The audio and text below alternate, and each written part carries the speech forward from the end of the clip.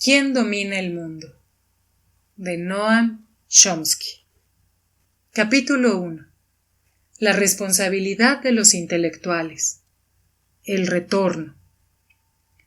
Antes de pensar en la responsabilidad de los intelectuales, merece la pena aclarar a quiénes nos estamos refiriendo. El concepto de intelectual en el sentido moderno ganó relieve con el Manifiesto de los Intelectuales de 1898, en el que los Dreyfusards, inspirados por la carta abierta de protesta de Émile Zola al presidente de Francia, condenaron tanto la acusación infundada al oficial de artillería francés Alfred Dreyfus por traición como el posterior encubrimiento militar. La posición de los Dreyfusards transmite la imagen de los intelectuales como defensores de la justicia que se enfrentan al poder con valor e integridad, si bien no era así como eran vistos entonces. Los Dreyfusards, una minoría entre las clases instruidas, fueron condenados de manera implacable por la corriente principal de la vida intelectual, en particular por algunas figuras destacadas entre los inmortales de la fervientemente anti-Dreyfusard Académie Française, como escribe el sociólogo Stephen Lux. Para el novelista, político y líder anti-Dreyfusard Maurice Barrès, los Dreyfusards eran anarquistas de atril. Para otro de aquellos inmortales, Ferdinand Brunetière, la misma palabra intelectual encarnaba una de las excentricidades más ridículas de nuestro tiempo, es decir, la presunción de elevar a escritores, científicos, profesores y filólogos al rango de superhombres, que se atrevían a tratar de idiotas a nuestros generales, de absurdas a nuestras instituciones sociales y de malsanas a nuestras tradiciones. ¿Quiénes eran, pues, los intelectuales? ¿La minoría inspirada por Zola, que fue sentenciado a prisión por libelo y huyó del país, o los inmortales de la Academia? La cuestión resuena a través de los años de una forma o de otra. Intelectuales. Dos categorías. Durante la Primera Guerra Mundial, cuando destacados intelectuales de todas las ideologías se alinearon de manera entusiasta en apoyo de sus estados, surgió una respuesta. En su manifiesto de los 93, hubo destacadas figuras en uno de los estados más ilustrados del mundo que llamaron a Occidente a tener fe en nosotros. Creed que llevaremos esta guerra hasta el final como una nación civilizada para que el legado de un Goethe, un Beethoven, un Kant es tan sagrado como sus hogares y casas. Sus homólogos, en el otro lado de las trincheras intelectuales, se les equiparaban en entusiasmo por la noble causa y fueron más allá en la autoadulación. En New Republic proclamaron que el trabajo eficaz y decisivo en nombre de la guerra lo ha llevado a cabo una clase que debe ser descrita en líneas generales como los intelectuales. Aquellos progresistas creían que estaban garantizando que Estados Unidos entraba en guerra bajo la influencia de un veredicto moral alcanzado mediante la máxima deliberación por parte de los miembros más reflexivos de la comunidad. En realidad, fueron víctimas de las invenciones del Ministerio de Información británico, que buscaba en secreto dirigir el pensamiento de la mayor parte del mundo, y en particular, dirigir el pensamiento de los intelectuales progresistas estadounidenses que podrían ayudar a contagiar la fiebre belicista a un país pacifista. John Dewey estaba impresionado por la gran lección psicológica y educativa de la guerra, que demostraba que los seres humanos, o más en concreto, los hombres inteligentes de la comunidad pueden hacerse cargo de los asuntos humanos y manejarlos de manera prudente e inteligente para lograr los fines que buscan. Dewey solo tardó unos años en cambiar de intelectual responsable en la Primera Guerra Mundial a anarquista de atril que denunciaba la prensa no libre y cuestionaba hasta qué punto la auténtica libertad individual y la responsabilidad social son posibles en una medida aceptable bajo el régimen económico existente. No todo el mundo se conformó de manera tan sumisa, por supuesto. Hubo figuras notables como Bertrand Russell, Eugene Debs, Rosa Luxemburg y Karl Liebknecht, que fueron, como Solá, condenados a prisión. A Debs lo castigaron con especial severidad, una condena de 10 años de cárcel por plantear preguntas sobre la guerra por la democracia y los derechos humanos del presidente Wilson.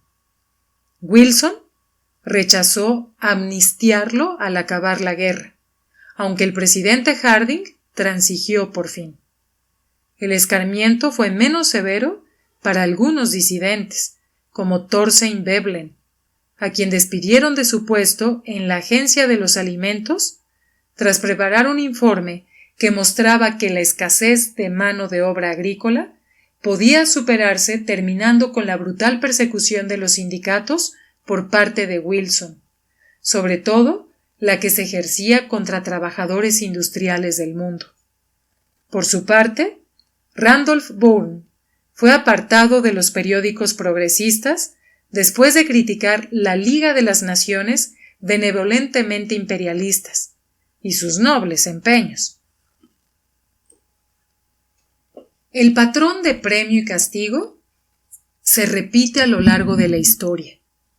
Aquellos que se sitúan al servicio del Estado suelen ser elogiados por la comunidad intelectual general, mientras que los que se niegan a alinearse al servicio del Estado son castigados. En años posteriores, hubo destacados estudiosos que distinguieron de forma más explícita las dos categorías de intelectuales. Los excéntricos ridículos son catalogados como intelectuales que se rigen por los valores, que plantean un desafío al gobierno democrático tan grave, al menos en potencia, como los planteados anteriormente por camarillas aristocráticas, movimientos fascistas y partidos comunistas. Entre otras fechorías, estas criaturas peligrosas se dedican a menoscabar el liderazgo y desafiar a la autoridad, e incluso se enfrentan a las instituciones responsables del adoctrinamiento de los jóvenes. Algunos se hunden hasta el extremo de dudar de la nobleza de los objetivos bélicos, como Bourne. Esa condena de los bribones que cuestionan la autoridad y el orden establecido fue presentada por los estudiosos de la liberal e internacionalista Comisión Trilateral. La administración Carter salió en gran parte de sus filas. En su estudio de 1975, The Crisis of the Democracy. Al igual que los progresistas de New Republic durante la Primera Guerra Mundial, los trilateristas extienden el concepto de intelectual más allá de Brunetière para incluir a los intelectuales tecnocráticos y orientados a la política, pensadores responsables y serios que se dedican a la labor constructiva de modelar la estrategia política dentro de instituciones establecidas y a garantizar que el adoctrinamiento de los jóvenes siga su curso.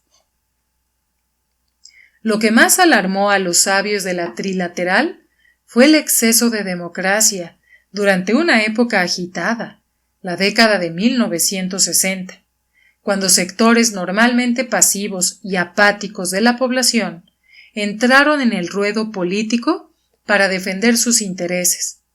Las minorías, las mujeres, los jóvenes, los mayores, la clase obrera, En resumen, los sectores de población que a veces se denominan intereses especiales. Hay que distinguirlos de aquellos que Adam Smith llamó amos de la humanidad, que son los principales arquitectos de la política gubernamental y que buscan su infame máxima: todo para nosotros y nada para los demás. El papel de los amos en el ruedo político no se condena ni se discute en el volumen de la trilateral, presumiblemente debido a que los amos representan el interés nacional, como aquellos que se aplaudieron a sí mismos por conducir al país a la guerra mediante la máxima deliberación por parte de los miembros más reflexivos de la comunidad. Habían alcanzado su veredicto moral. Para superar la excesiva carga que los intereses especiales imponen al Estado, los trilateristas pidieron más moderación en la democracia, un retorno a la pasividad por parte de los que acumulaban menos méritos, tal vez incluso un retorno a los días felices en que Truman había sido capaz de gobernar el país con la cooperación de un número relativamente pequeño de abogados y banqueros de Wall Street, y por lo tanto la democracia floreció. Los trilateristas bien podrían haber afirmado que estaban acatando la intención original de la Constitución, un documento intrínsecamente aristocrático concebido para controlar las tendencias democráticas de la época, y que entregaban el poder a una clase mejor de personas, y vetaban el ejercicio del poder político a aquellos que no eran ricos, de buena cuna o destacados. En palabras del historiador Gordon Wood. No obstante, en defensa de Madison, hay que reconocer que su mentalidad era precapitalista. Al determinar que el poder debería estar en manos de la riqueza de la nación, el grupo de hombres más capaces imaginó a aquellos hombres con el modelo del estadista ilustrado y el filósofo benévolo del imaginado mundo romano. Serían puros y nobles, hombres de inteligencia, patriotismo, propiedad y circunstancias independientes, cuya sabiduría puede discernir mejor el verdadero interés de su país, y cuyo patriotismo y amor por la justicia serán menos propensos a sacrificarse ante consideraciones temporales o parciales. Con tales dotes, aquellos hombres refinarían y ampliarían la opinión pública y custodiarían el interés general frente a las travesuras de las mayorías democráticas. En una línea similar, los intelectuales progresistas de Wilson podrían haberse consolado con los descubrimientos de las ciencias del comportamiento, explicados en 1939 por el psicólogo y teórico de la educación Edward Thorndike. La gran suerte de la humanidad es que existe una correlación significativa entre la inteligencia y la moralidad, incluida la buena voluntad con los semejantes. En consecuencia, nuestros superiores en capacidad son en promedio nuestros benefactores, y a menudo es más seguro confiar nuestros intereses a ellos que a nosotros mismos. Una doctrina reconfortante, aunque algunos podrían sentir que Adam Smith era más observador. Reversión de los valores. La distinción entre las dos categorías de intelectuales proporciona el marco para determinar la responsabilidad de los intelectuales. La expresión es ambigua. Se refiere a su responsabilidad moral como seres humanos decentes, en una posición en la que pueden usar su privilegio y su estatus para fomentar las causas de la libertad, justicia, misericordia, paz y otras cuestiones sentimentales? ¿O se refiere al rol que se espera que desempeñen como intelectuales tecnocráticos y orientados a la política, de servir al liderazgo y las instituciones establecidas en vez de derogarlos?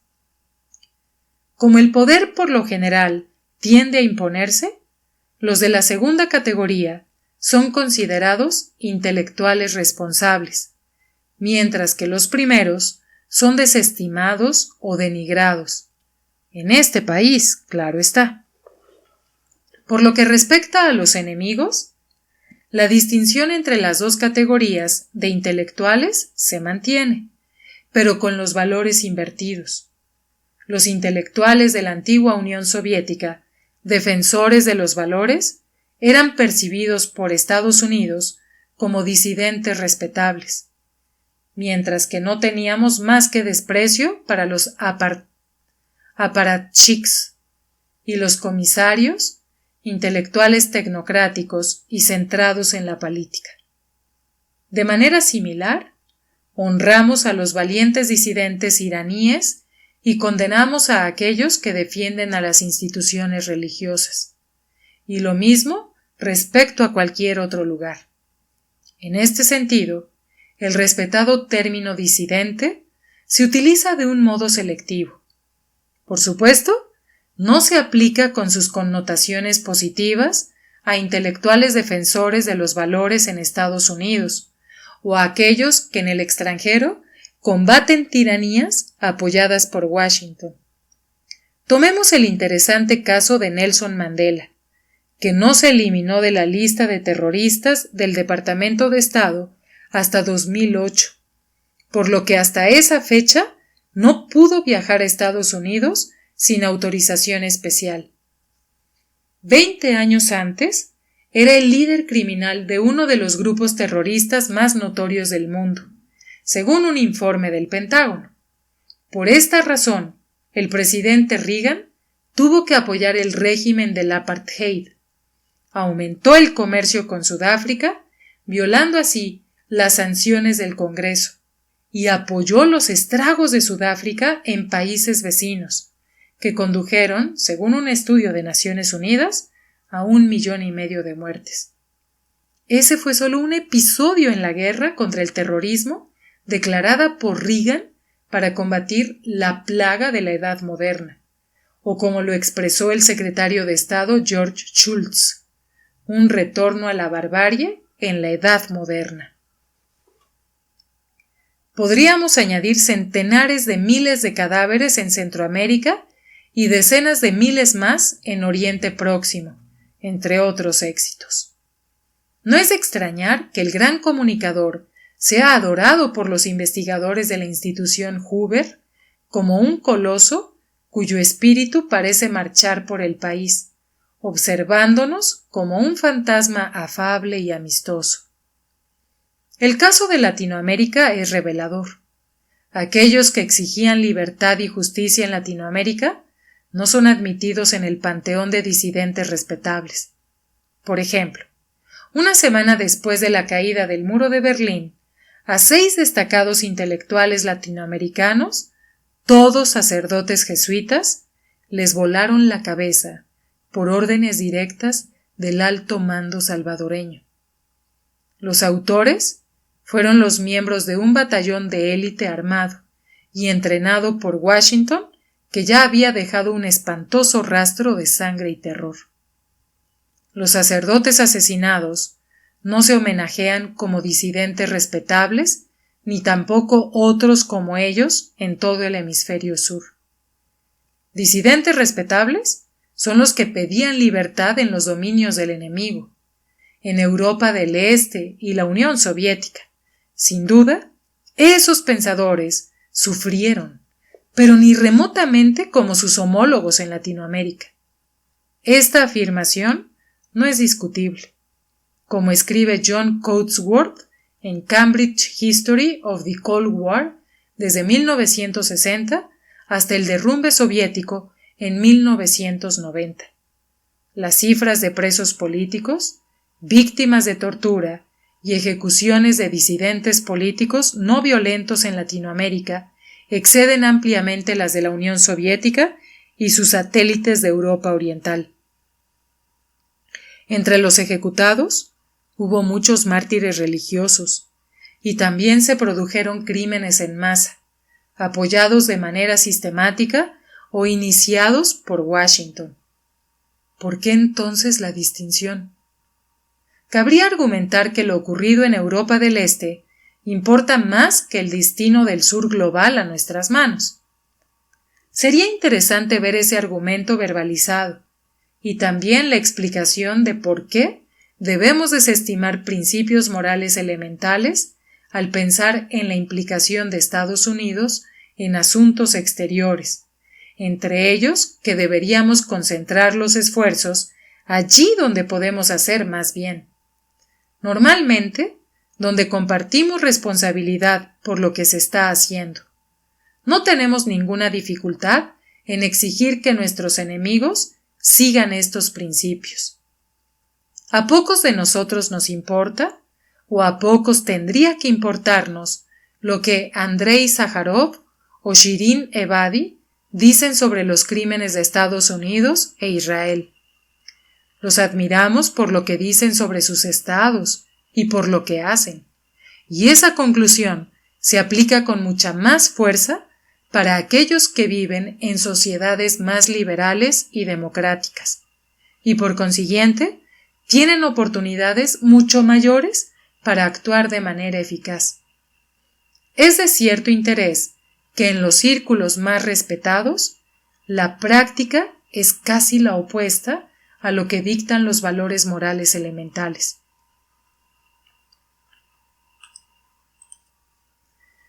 Las guerras de Estados Unidos en Latinoamérica, entre 1960 y 1990, dejando aparte sus horrores, han tenido un significado histórico de larga duración. Por tratar solo un aspecto importante, fueron, en no menor medida, guerras contra la Iglesia Católica, llevadas a cabo para aplastar una terrible herejía proclamada en el Concilio Vaticano II en 1962. En aquel momento, en palabras del distinguido teólogo Hans Kung, el Papa Juan XXIII condujo a una nueva era en la historia de la Iglesia Católica, ya que restauró las enseñanzas de los Evangelios, que se habían dejado de lado en el siglo IV, cuando el emperador Constantino estableció el cristianismo como la religión del Imperio Romano e instituyó una revolución que convirtió la Iglesia perseguida en una Iglesia perseguidora. La herejía del Vaticano II fue aceptada por los obispos latinoamericanos, que adoptaron la opción preferencial por los pobres. Sacerdotes, monjas y seglares llevaron luego el mensaje pacifista radical de los evangelios a los pobres, ayudándolos a organizarse para mejorar su destino amargo en los dominios del poder de Washington. Ese mismo año, 1962, el presidente John F. Kennedy tomó varias decisiones críticas. Una fue la de desplazar la misión de los ejércitos de Latinoamérica de la defensa hemisférica, un anacronismo desde la Segunda Guerra Mundial, a la seguridad interna. En la práctica, una guerra contra la población si se llegaba a levantar la cabeza. Charles Meichling, Jr., que dirigió la contrainsurgencia y la planificación de la defensa interna desde 1961 a 1966, describe las consecuencias no sorprendentes de la decisión de 1962 como un movimiento desde la tolerancia de la voracidad y crueldad de las Fuerzas Armadas de Latinoamérica hasta la complicidad directa en sus crímenes y el apoyo de Estados Unidos a los métodos de las brigadas de exterminio de Heinrich Himmler. Una iniciativa fundamental fue el golpe militar en Brasil, respaldado por Washington y llevado a cabo poco después del asesinato de Kennedy, que instituyó allí una situación de seguridad nacional asesina y brutal. La plaga de la represión se extendió por todo el hemisferio, y llegó el golpe de 1973, que instaló la dictadura de Pinochet en Chile, y después la más brutal de todas, la dictadura argentina, el régimen favorito de Ronald Reagan en Latinoamérica. El turno de Centroamérica, aunque no era la primera vez, llegó en la década de 1980 con el liderazgo del fantasma afable y amistoso de los eruditos de la institución Hoover, que ahora es admirada por sus éxitos. El asesinato de los intelectuales jesuitas, cuando caía el muro de Berlín, fue un golpe final para derrotar a la herejía de la teología de la liberación, la culminación de una década de horror en El Salvador que se inició con el asesinato, por las mismas manos, del arzobispo Óscar Romero, la voz de los sin voz. Los vencedores en la guerra contra la Iglesia declararon su responsabilidad con orgullo. La Escuela de las Américas, después rebautizada, famosa por su preparación de asesinos latinoamericanos, anunció como uno de sus temas de debate que la teología de la liberación, iniciada en el Vaticano II, fue derrotada con la ayuda del ejército de Estados Unidos.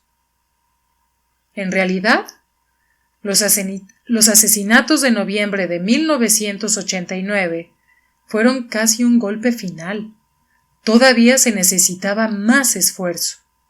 Un año después, Haití celebró sus primeras elecciones libres, y para sorpresa y estupefacción de Washington, que había anticipado una victoria fácil de su propio candidato, escogido entre la élite privilegiada, el pueblo, organizado en los barrios pobres y en las montañas, eligió a Jean-Bertrand Aristide, un sacerdote popular, comprometido con la teología de la liberación. Estados Unidos, enseguida, empezó a socavar el gobierno electo, y tras el golpe militar que lo derrocó unos meses después, prestó un apoyo sustancial a la brutal junta militar y sus partidarios de la élite que tomaron el poder. El comercio con Haití se incrementó, lo que violaba las sanciones internacionales, y aumentó todavía más con el presidente Clinton, quien también autorizó a la compañía petrolera Texaco a abastecer a los gobernantes asesinos, desafiando sus propias directrices. Me saltaré las vergonzosas secuelas, ampliamente estudiadas en otros lugares, salvo para señalar que en 2004 los dos torturadores tradicionales de Haití, Francia y Estados Unidos, a los que se unió Canadá, intervinieron por la fuerza otra vez. Secuestraron al presidente Aristide, que había sido elegido de nuevo, y lo enviaron al África Central. Aristide y su partido fueron luego efectivamente vetados en la farsa de elecciones de 2010-2011, el episodio más reciente en una historia horrenda que se remota a centenares de años, y apenas es conocida entre los responsables de los crímenes, que prefieren cuentos de esfuerzos abnegados para salvar a pueblos que sufren de su destino nefasto. Otra catastrófica decisión de Kennedy, en 1962, fue enviar una misión de las Fuerzas Especiales, dirigida por el general William Yarborough, a Colombia. Yarborough asesoró a las fuerzas de seguridad colombianas para que llevaran a cabo actividades paramilitares, de sabotaje o terroristas, contra partidarios comunistas conocidos, actividades que deberían ser respaldadas por Estados Unidos. El significado de la expresión partidarios comunistas lo explicó el respetado presidente del Comité Permanente por la Defensa de los Derechos Humanos en Colombia, que también fue ministro de Asuntos Exteriores, Alfredo Vázquez Carrizosa, quien escribió que la administración Kennedy se esforzó mucho para transformar nuestros ejércitos regulares en brigadas de contrainsurgencia, aceptando la nueva estrategia de escuadrones de la muerte, dando lugar a lo que en Latinoamérica se conoce como la doctrina de seguridad nacional, que no es una forma de defensa contra un enemigo externo, sino una forma de hacer de las instituciones militares los señores del juego. El derecho a combatir al enemigo interno, como se estableció en la doctrina brasileña, la doctrina argentina, la doctrina uruguaya y la doctrina colombiana, es el derecho a combatir y exterminar a trabajadores sociales, sindicalistas, hombres y mujeres que no apoyan al poder establecido y que se supone que son comunistas extremistas. Y esto podría significar cualquiera, incluidos activistas de los derechos humanos como yo mismo. Vázquez Carricosa vivía con una fuerte escolta en su residencia de Bogotá, cuando lo visité en 2002 como parte de una misión de Amnistía Internacional, que estaba iniciando su campaña de un año entero para proteger a los defensores de los derechos humanos en Colombia en respuesta al horripilante historial de ataques contra activistas pro derechos humanos, sindicalistas y las víctimas habituales del estado del terror, los pobres e indefensos. Al terror y a la tortura en Colombia se les añadió la guerra química, fumigación, en el ámbito rural bajo el pretexto de la guerra contra las drogas, lo cual condujo a la miseria y a un enorme éxodo de los supervivientes a los suburbios urbanos. La Fiscalía General de Colombia calcula ahora que más de 140,000 personas han sido asesinadas por paramilitares, que a menudo actuaron en estrecha colaboración con el ejército financiado por Estados Unidos. Hay señales de la carnicería por todas partes. En 2010, en una carretera de tierra casi intransitable que llevaba a un pueblo remoto en el sur de Colombia, mis compañeros y yo pasamos un pequeño calvero con muchas cruces sencillas que marcaban las tumbas de víctimas de un ataque paramilitar a un autobús local. Los informes de los crímenes son suficientemente gráficos. El tiempo que pasamos con los supervivientes, que están entre la gente más amable y compasiva que he tenido el privilegio de conocer, hace la imagen más gráfica y más dolorosa. Esto no es más que un breve esbozo de crímenes terribles, de los cuales Washington tiene una parte sustancial de culpa, que podríamos haber evitado con facilidad. Pero es más gratificante disfrutar de los elogios por protestar con valentía de los abusos de enemigos oficiales. Es una buena acción, pero nada que ver con la prioridad de un intelectual que se rige por los valores y que se toma en serio la responsabilidad de esa posición. Dentro de nuestros dominios de poder, a diferencia de los de países enemigos, a las víctimas no solo se las pasa por alto y se las olvida rápidamente, sino que también se las insulta con cinismo.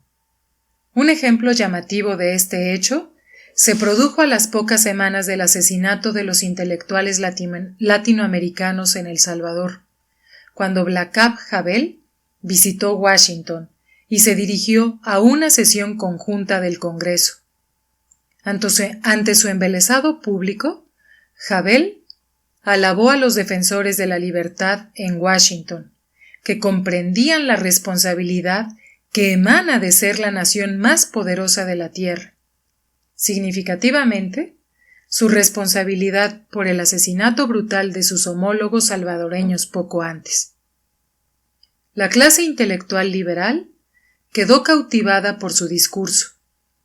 Anthony Lewis defendió con entusiasmo en The New York Times que Havel nos ha recordado que vivimos en una época romántica.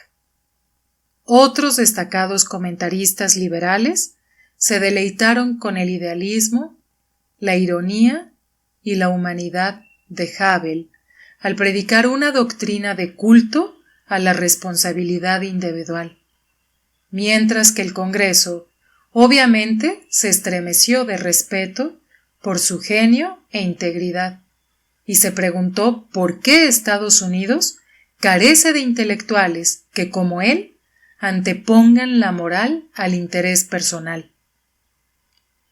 No hace falta entretenerse en pensar cuál habría sido la reacción si las fuerzas de élite armadas y entrenadas por la Unión Soviética hubieran asesinado a Havel y media docena de sus colegas, lo cual era, por supuesto, inconcebible, y el padre Ignacio Ellacuría, el más destacado de los intelectuales jesuitas asesinados, hubiera pronunciado las mismas palabras en la Duma.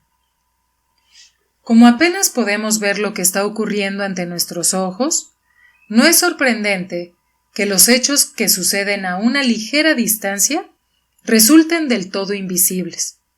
Un ejemplo muy claro: el envío por parte del presidente Obama de un comando de 79 hombres a Pakistán en mayo de 2011 para llevar a cabo lo que era evidentemente un asesinato planificado del principal sospechoso de las atrocidades del 11S, Osama Bin Laden. Aunque el objetivo de la operación, desarmado y sin ninguna protección, podría haber sido capturado con facilidad, fue asesinado y su cuerpo arrojado al mar sin autopsia. Una acción que, según leemos en la prensa liberal, fue justa y necesaria.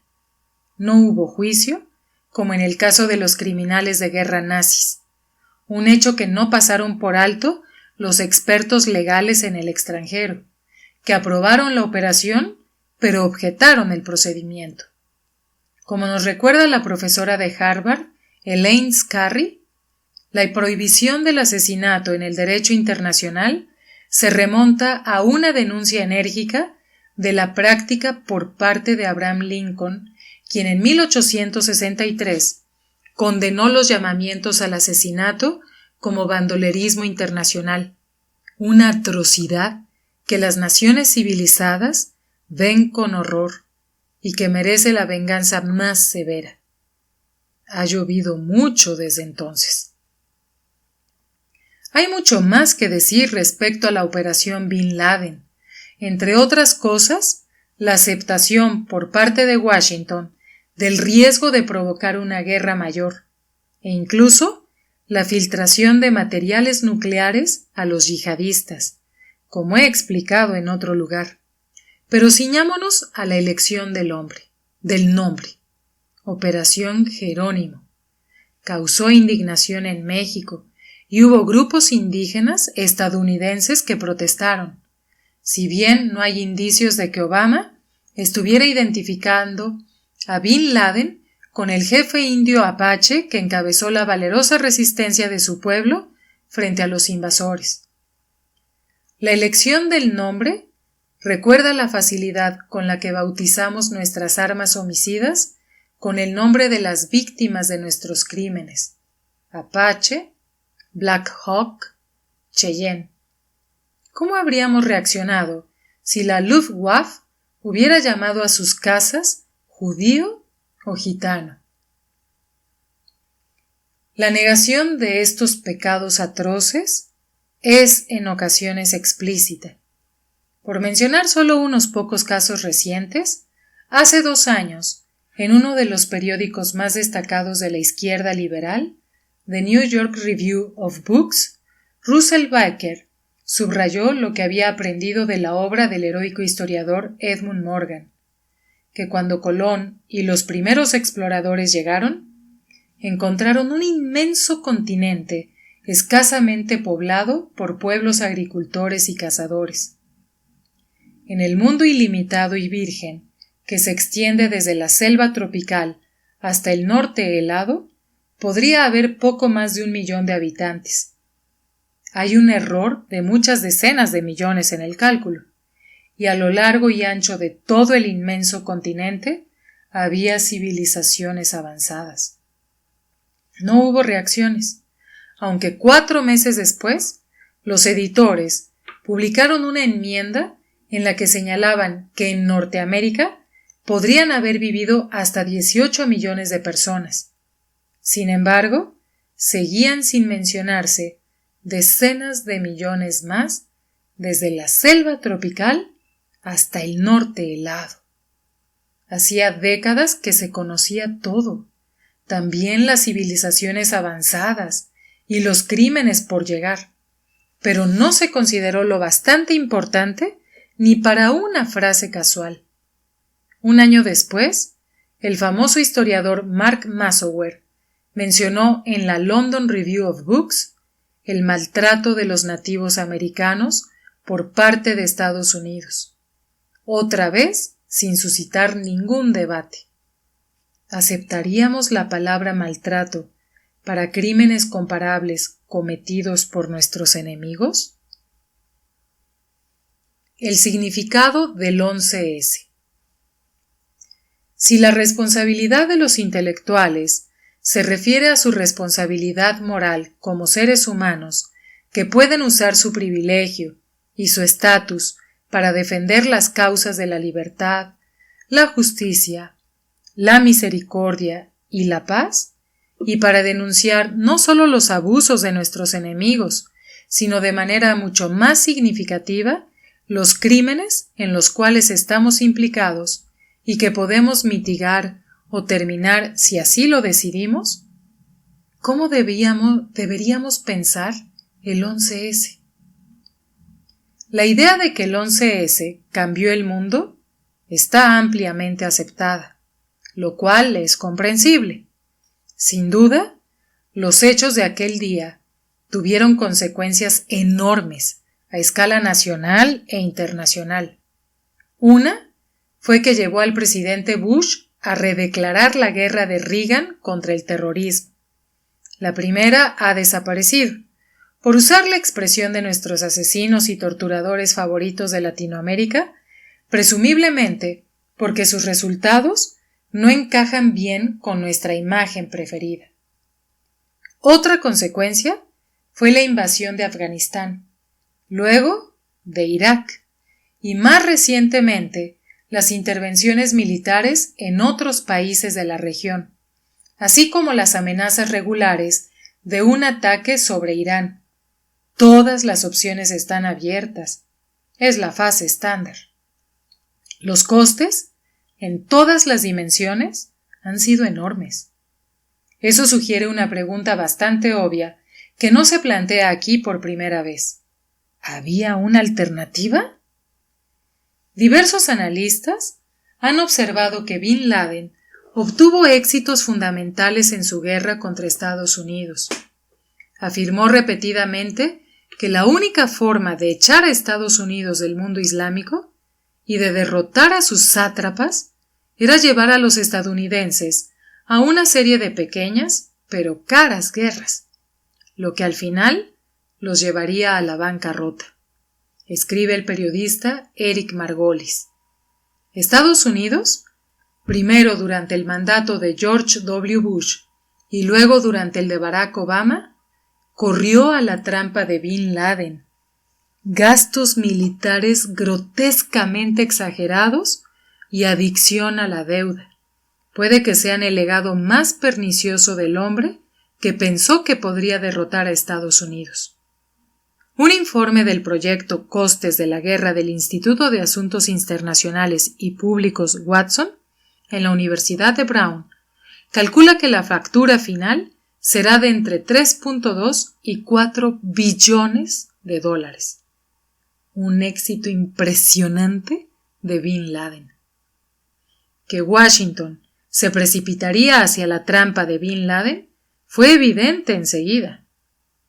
Michael Scheuer, analista de la CIA, responsable de seguirle la pista de 1996 a 1999, escribió: Bin Laden ha sido preciso al contarle a Estados Unidos las razones por las que está en guerra con nosotros.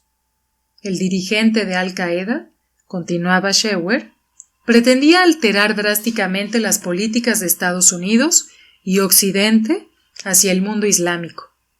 Luego, explica que Bin Laden tuvo éxito en gran medida.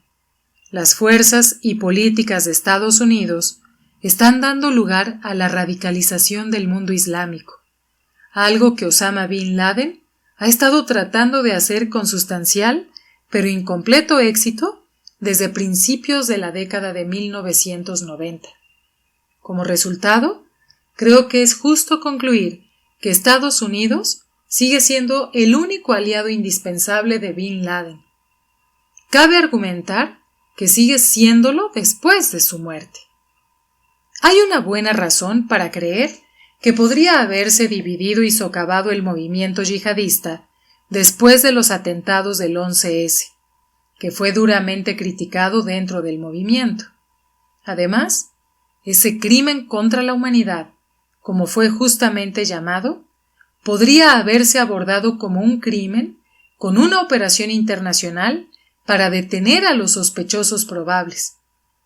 Eso se reconoció poco después del atentado, pero tal idea ni siquiera fue tenida en cuenta por quienes toman las decisiones en Washington. Parece que no se pensó ni un momento en la incierta oferta de los talibanes, cuya seriedad no podemos establecer, de llevar a los líderes de Al-Qaeda a juicio.